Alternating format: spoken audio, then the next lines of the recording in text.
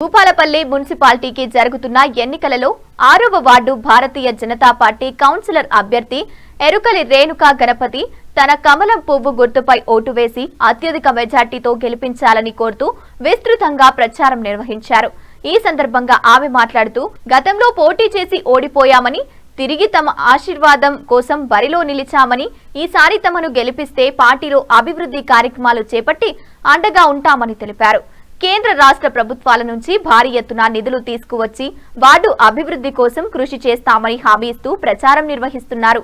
ఈ ప్రచార కార్యక్రమంలో బీజేపీ నాయకులు విష్ణు సురేష్, అంజీ, సంపత్, తిరుపతి, శేఖర్, మమత, లక్ష్మి, స్వప్న తదితరులు పాల్గొన్నారు.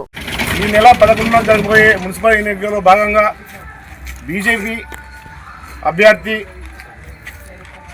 ఎరుకల రేణుక గణపతి 6వ వార్డు నుంచి పోటీ చేస్తున్నారు.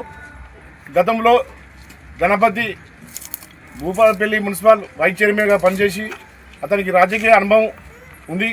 ప్రజల నాడి కూడా తెలుసు కనుక వాళ్ళు అభివృద్ధి పనులు కూడా చేశారు. ఇప్పుడు అతనికి అది మన మహిళ రావడంతో భార్యను నిలబెట్టి అది 6వ వార్డు నుంచి పోటీ చేస్తున్నారు.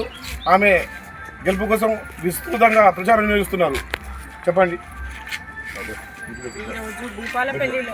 ఈరోజు భూపాలపల్లిలో కృష్ణా కాలనీలో 6వ వార్డు నుంచి పోటీ చేస్తున్నాం. నా పేరు ఎరుకల రేణుక, గ్రామ పంచాయతీ గణపతి.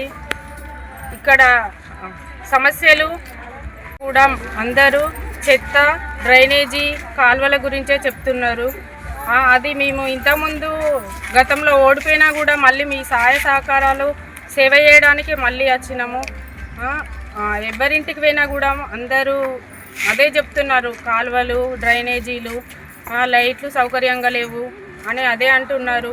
ఈరోజు మళ్ళీ మిమ్మల్ని మీ మేలు కోరడానికే మళ్ళీ వచ్చినాం, మళ్ళీ సేవ చేయడానికే మళ్ళీ వచ్చినాం. గతంలో ఓడిపోయినా కూడా మళ్ళీ ఈ కాలనీకే వచ్చి మళ్ళా అభివృద్ధి చేయడానికే వచ్చినాము. దయచేసి మమ్మల్ని అందరూ ఆశీర్వదించండి, ఆశీర్వదించి గెలిపించి మళ్ళీ మీ పనులకు మమ్మల్ని